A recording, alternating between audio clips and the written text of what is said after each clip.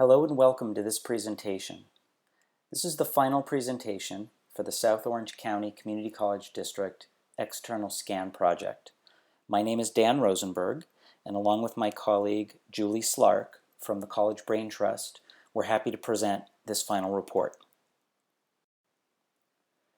The project had three main components: the demographic analysis of the college's service areas and the districts, an enrollment trend analysis and forecast, and a labor market analysis for the area. We'll start with the demographic analysis.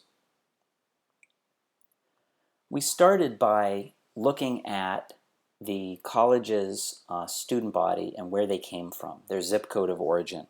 This is the only analysis we did regarding students at the college. More analysis of those students would be included in an internal environmental scan.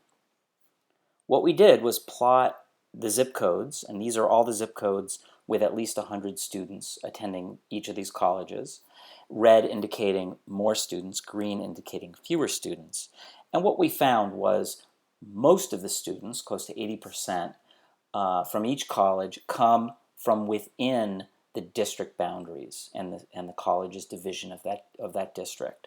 So we took that information to help define what the service areas are for the colleges.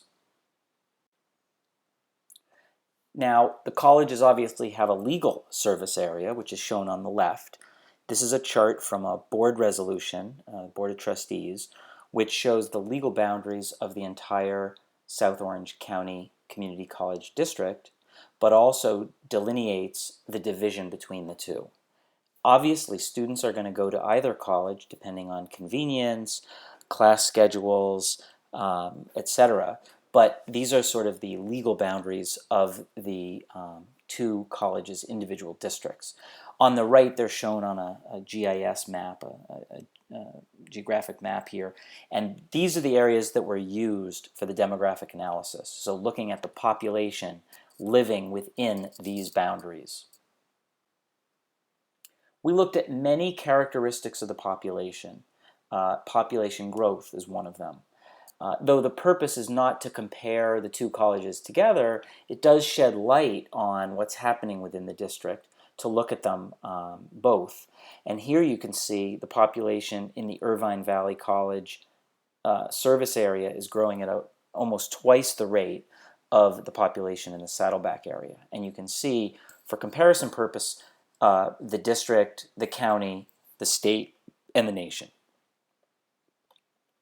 Likewise, for income distribution, we have all those different areas shown for comparison. Interesting that the Saddleback College service area has a significantly higher income level than that of IVC, and the red line shows where it's forecasted to grow to in the year 2020. The plan itself shows a lot more information than this, but for the purpose of this presentation, we just wanted to give you a taste of what's included in the plan. Age. The Saddleback College service area averaging over 40 years of age. The Irvine Valley College service area about 30, almost 36. Seems like a small difference, only 5.6 years, but this is actually 4.6 years. This is actually a very significant difference between these two areas. In the plan itself, there's a much more detailed breakdown of each age segment within the service areas and how they're forecast to grow. Language spoken at home, quite a substantial population within the district of people who do speak only English at home, but many people who speak another language at home, indicating that there is a significant need in the community for English as a second language and other services. There's some other demographic metrics discussed in the plan, including race, ethnicity, enrollments in K-12, different grades, educational attainment of the population, proposed housing developments. We actually spoke to some of the people in the planning departments to research what planning has been going on for future housing developments and how that might affect population. And we looked at high school graduations rates and forecast for that, which would help inform the enrollment growth projections. Now we'll look at the enrollment projection part of the plan. To forecast future enrollment growth at the colleges, we used 3 different methods. All 3 took advantage of data called a participation rate. This is the number of students attending the college divided by the number of adults in the population. And then it's multiplied by 1,000. So it's per 1,000 adult residents, how many students are there. And the population, we used average participation rate. We used a second method, which is the maximum participation rate. That was over the last 3 fall semesters. And participation rate by age segment. And of course, looking at age segments that are most likely to attend college. So these are some of the results. We used a 5-year average to forecast future enrollment. We used a 3-year maximum as a second method, and in the third item is the age rate categories. There's detailed discussion and analysis of these methods in the plan. What's important to keep in mind, however, whenever you're forecasting enrollments at a California community college, is that enrollments are largely determined by state funding and the enrollment caps that are put on by the Chancellor's office. So the legislature has a bigger impact on enrollments than probably anything else. So important to keep that in mind when looking at this information. The third and probably the largest section of this plan is the labor market analysis.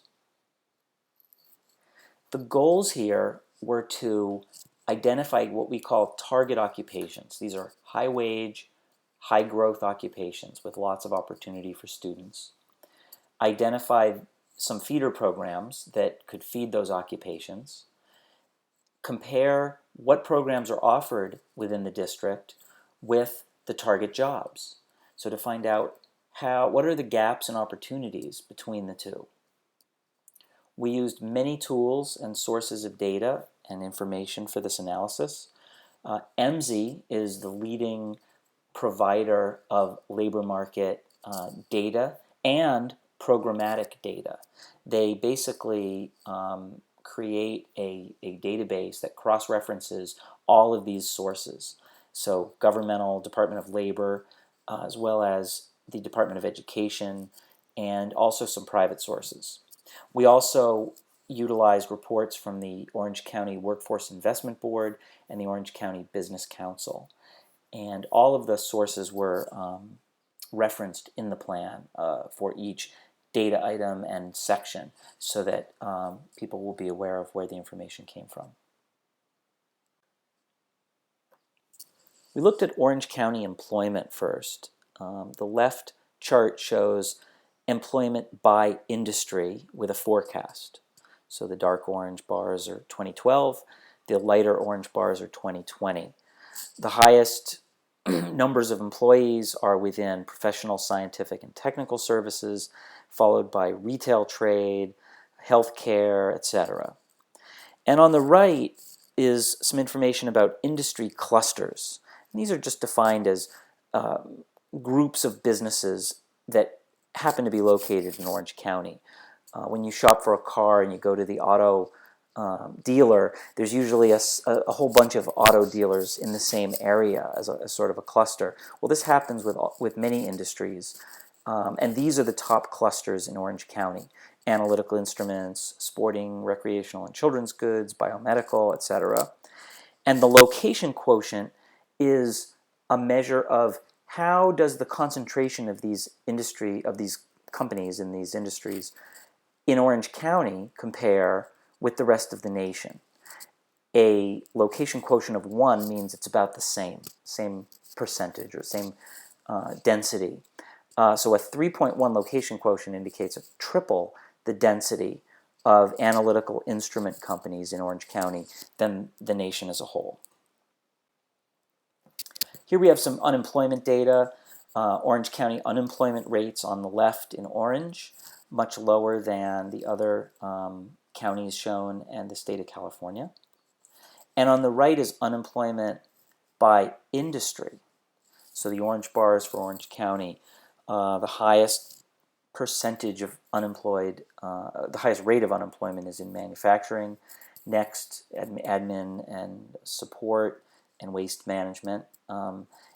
You can see that chart, and more analysis of these things is provided in the plan. We looked at the commuting patterns. On the top, we see Orange County residents. On the bottom, we see Orange County workers or employees. And 84% of the residents of Orange County work within the county. And then you can see 13% commute to Los Angeles County, etc. And the reverse is true, is fairly consistent. 79% of the people who work in Orange County live in Orange County. So really, we don't see a tremendous amount of commuting, but it's substantial. I mean, it's a substantial number of people. The target occupations. This is a list of occupations that were created looking at 3 principal criteria. These included wages, the number of annual openings in a particular occupation, and the required education level for that occupation. The labor market data comes with a few caveats and considerations. The information is not perfect, but it is revised frequently and considered quite accurate. It's drawn from surveys with employers. The wages, of course, vary within an occupation. So when an occupation is listed with a median wage of, say, $18, that may be an occupation where people start at $15 or $13, but it progresses up to, say, $25 an hour. So just because the median wage is low does not indicate necessarily that everyone in that occupation is earning such a low wage, and the converse is also true. For each occupation, an education level is indicated. So for this particular occupation or that particular occupation, it may say associate degree. But there may be people in that occupation who don't hold an AA, and there may be people who are in that occupation who hold a bachelor's degree or higher. In fact, in the current economy, there are many people holding jobs for which 10 years ago they would have been grossly overqualified for. Keep in mind that economic conditions can change at any time. Remember the last few years as an example of that. So the forecasts for growth or reductions in a particular occupation, this may change. And most importantly, I think, the data and analysis is really to guide the discussions at the college and within the district. It's not meant to be a set of data that is black and white and makes the decision for you. And consultation with industry advisors is essential. This is very, very important. They know the economy and the state of the industry better than any data gatherer. They're out there every day. So at the beginning of the project, we set out to determine the criteria for the target occupations. First off, we are including any occupation within Orange County. That was determined to be the area of interest. A wage of $20 an hour was selected as a threshold. There's some information in the plan on the living wage for Orange County, and it's a little higher than $20. But for a graduate coming out of a 2-year program, it was felt that that was where we should set the threshold. Annual openings greater than or equal to 50. So there may be some good occupations out there that have only 2 openings a year. We did not include those in this target occupation list. and then education level less than or equal to an associate degree. So lower education levels would include, of course, a high school degree, also a category called some college no degree, and also any other like certificates or things like that. The list came to 56 occupations. 56 occupations in Orange County met the criteria that I just reviewed. And this is just a subset of them to show you what kind of information is provided. So, for example, we can look at the 1, 2, 3, 4, 5, sixth one down, claims adjusters, examiners, and investigators. Shows you the number of jobs currently, number of jobs forecast in 2020, the annual openings, 125 annual openings in that field, and the median wage of $28.40 an hour, and the education levels long-term on-the-job training. So this is provided for each occupation. I'm going to talk about it later, but I want to encourage faculty members, deans, administrators to utilize the district's license to MZ. This is the database where this information comes from. And one can drill down to individual occupations and see the percentile earnings. So you can see where the first 10% of the workers are earning, the next percentile. So you can get more information than is provided in this report. But this gives a good start for those discussions and those further analyses. The openings to completions gap is the difference between the forecasted annual openings in an occupation and the number of completions in programs that are linked to that occupation. So for example, the first one, property, real estate, and community association managers. Through the data, there is a linked, or more than one linked, programs that are offered by colleges that lead to that occupation. In Orange County, last year, there were 21 completions in those programs. There are 918 annual openings forecast for that. So there's a difference of 897. A positive number is good. It indicates there are more openings than there are completions. In other words, there's a need for more trained individuals. Now, those individuals may get on-the-job training. They may find their way into this occupation from a different path than just an educational program at an institution of higher learning. But again, this points out something that warrants further analysis and a further look. Next, we looked at the surrounding counties around Orange County. We looked at Los Angeles, Riverside, and San Diego. We saw earlier that a significant portion, approximately 16% of the population, does commute. And with the economy the way it is now, more and more young people are willing to travel for work. So same data is provided as in the previous section. And this target occupation list consisted of 178 occupations that met the target criteria. Other data we looked at included telecommuting and traveling occupations like truck drivers and other kinds of occupations that can be done from home, possible ladder occupations that might lead to an education in community college that might lead to a bachelor's degree and a job that would come later, and also a discussion of the state chancellor's office program Doing What Matters for the Economy. As mentioned before, there's a linkage between educational programs and occupations, and this is done via a crosswalk.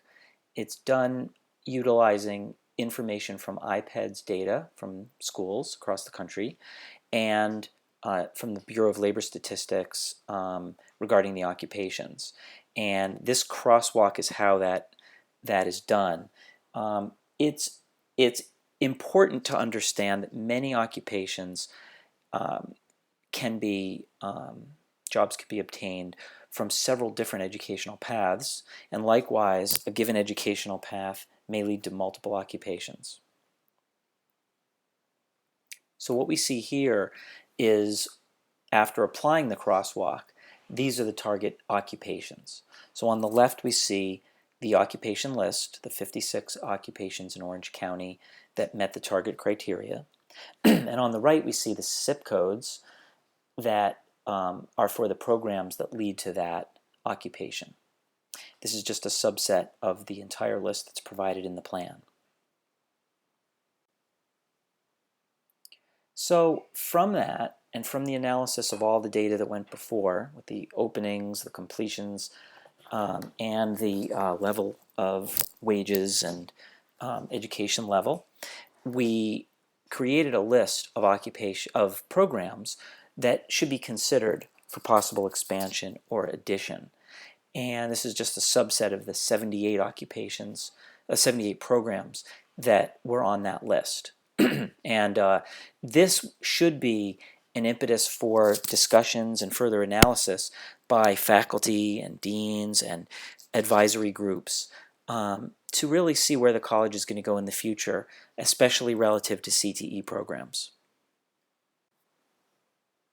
Also included in the analysis were the low unit certificates and occupational skills awards offered.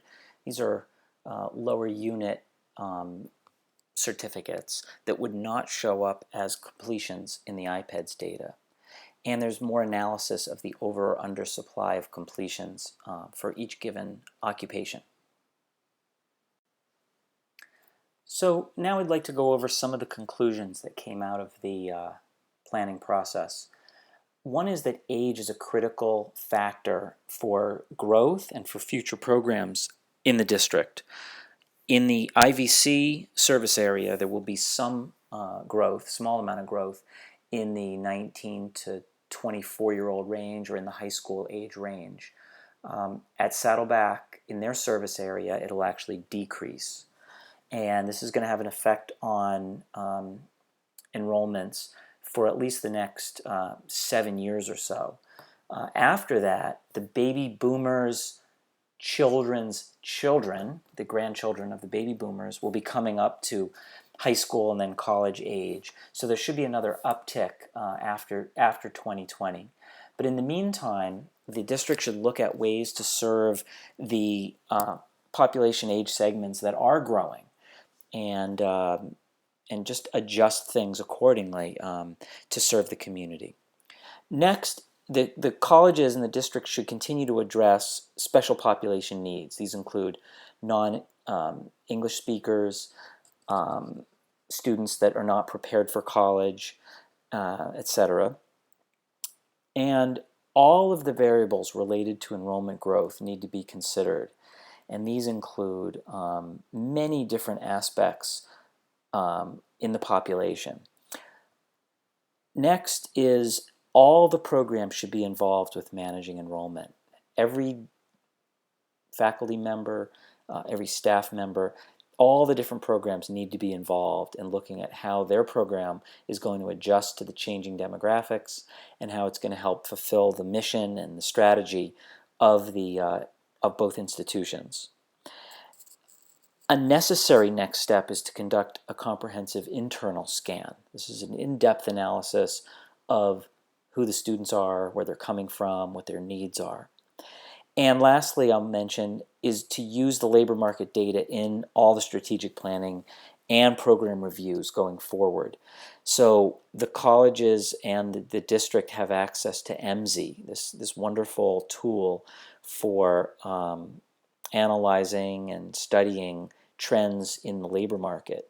And everyone should be encouraged to use it in their planning, and it should be a comprehensive part of what they do. Now, Saddleback College is already using MZ in their program reviews, and this is a great trend. Thank you very much for watching and listening to this presentation. On behalf of the College Brain Trust, we want to thank the district for the opportunity to do this work, and we hope you will all take advantage of the external scan and use it as you move forward into your strategic planning and other planning activities. Thank you.